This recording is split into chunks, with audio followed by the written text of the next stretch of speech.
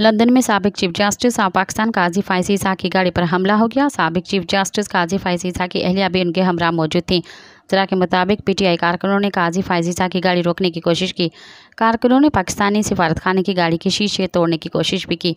काजी फायज़ ईसा middle temple में benches बनाने की तकरीब में शिरकत के लिए आए थे। पीटीआई के एहतजाज करने वाले अफराद काजी फायज़ ईसा की गाड़ी को देखकर बुरा भला कहते हुए साथ दौड़ते रहे। पीटीआई के वर्कर शाम से मिडिल टेम्पल के बाहर एहतजाज कर रहे थे। जरा का बताना है कि एहतजाज करने वालों से मलिका बुखारी, जुल्फी बुखारी, अजहर मशवानी और दीगर ने खिताब भी किया था।